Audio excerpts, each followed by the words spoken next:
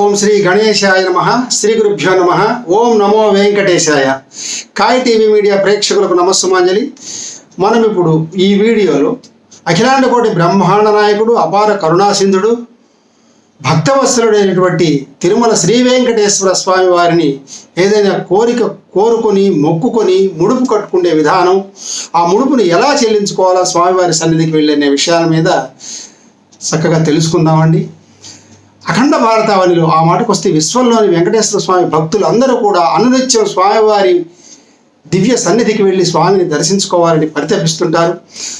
అనేక వేల మంది రోజు దర్శిస్తారని, అందులో ఎక్కువ మంది భక్తులు ఏదో ఒక మొక్కుకొని చెల్లించి వస్తుంటారండి. రకరకాల మొక్కులు మొక్కుంటారు. కొంతమంది నడకదారిలో వెళ్ళి స్వామివారిని దర్శించుకుంటామని, కొంతమంది నిలువు దోపిడి ఇస్తామని, కళ్యాణంలో పాల్గొంటామని, అంగప్రదక్షిణ చేసేవాళ్ళు, అలాగే మొక్కుకొని ముడుపు కడతారు కొంతమంది, అదొక పద్ధతి.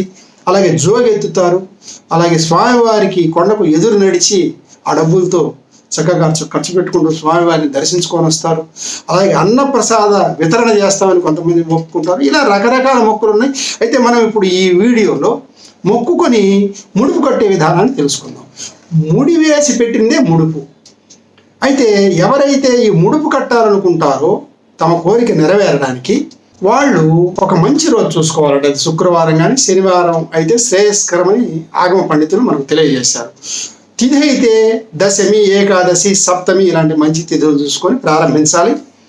మీరు ఏ రోజైతే ప్రారంభించాలనుకుంటున్నారో మంచి రోజు, ఆ రోజున నిష్టగా వేకోజాముని లేచి తలస్నానం చేసి, తర్వాత పరిశుభ్రమైన వస్త్రములు ధరించి ఇంటిని ఒంటిని అలాగే దేవతా మందిరమును శుభ్రం చేసుకొని, దేవతా మందిరములో పిండి దీపములు పెట్టుకొని దీపాన్ని వెలిగించాలండి. ఆ రోజు వెంకటేశ్వర స్వామి వారి చిత్రపటం కానీ ప్రతిమ కానీ పెట్టుకొని సుగంధ పరిమళ భరితమైనటువంటి మంచి తాజా పూలతో స్వామివారిని అలంకరించాలి. ఎందుకంటే శ్రీ మహావిష్ణువు అలంకార ప్రియుడు, మీ అందరికీ తెలుసు.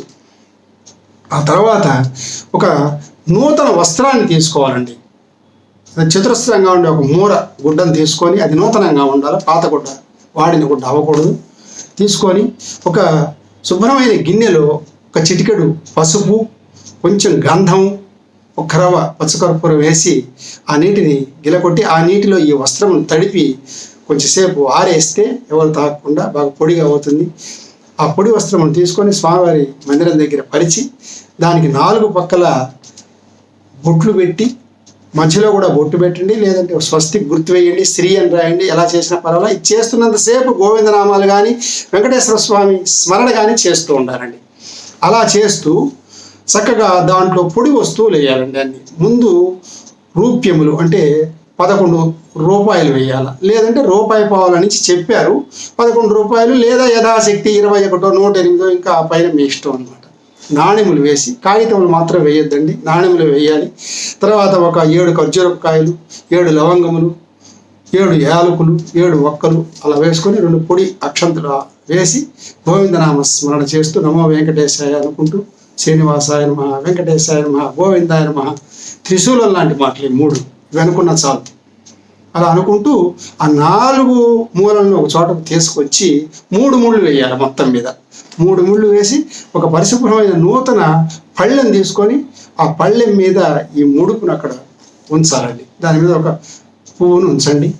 ఆ ముడుపు మీద వేస్తే గోవింద నామాలు కూడా వేయొచ్చండి, తిరునామం. వెంకటేశ్వర స్వామి వారికి షోడశోపచార పూజా విధానంలో, ధ్యాన ఆవాహనాది షోడశోపచార పూజా విధానంలో పూజించుకోవాలి.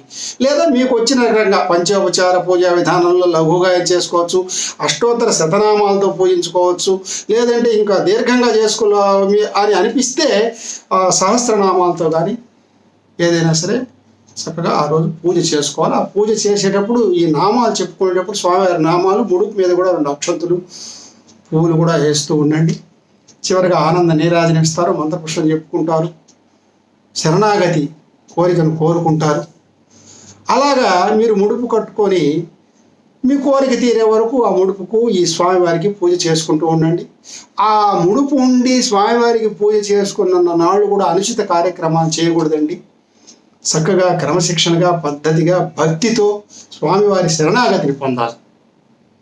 అలా చేసుకుంటూ మీ మనస్సుకి మీరు అనుకున్నటువంటి కోరిక తీరింది అని అనిపించిన నాడు ఆ ముడుపును చక్కగా తీసుకొని వెళ్ళి పద్ధతిగా స్వామివారి తిరుమల కొండకు వెళ్ళి స్వామివారి హుండీలో వేయాలి.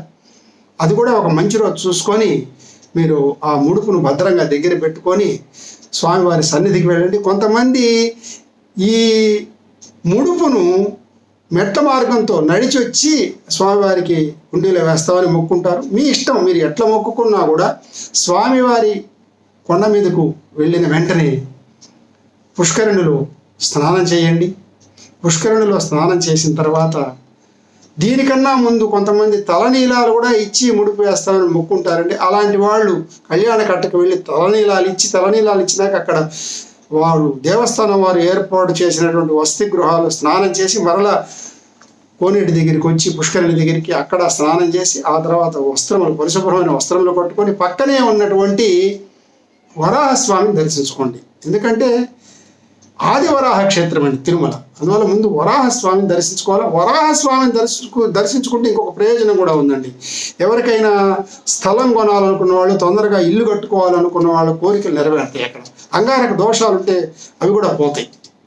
కాబట్టి ఆయన సన్నిధిలో ఉండి ఆయనకు నమస్కరించుకొని తర్వాత మీరు వైకుంఠం క్యూ కాంప్లెక్స్లోకి వచ్చి ఆ దేవాలయ నిబంధనల ప్రకారము స్వామివారిని దర్శనం చేసుకొని బయటకు వచ్చి తీర్థ ప్రసాదములు తీసుకొని అలాగా విమాన దర్శనం చేసుకొని ఈ హుండీ దగ్గరికి వచ్చి హుండీలో మీరు అనుకున్న ముడుపు వేసి ఆ ముడుపుతో పాటు ఒకవేళ ఆలస్యమైంది అనుకోండి ముడుపు చెల్లించడం, కొంత స్వామివారి వడ్డీ కాసులో వాడు కదా, కొంత వడ్డీ రూపంలో ఇంకొంత మీ శక్తిని బట్టి అందులో డబ్బులు వేసుకొని అయ్యా నా కోరిక నెరవేరింది వచ్చి మీకు మొక్కుంటున్నాను నమస్కరించుకొని ఆ తర్వాత మీరు బయటికి రావాలండి.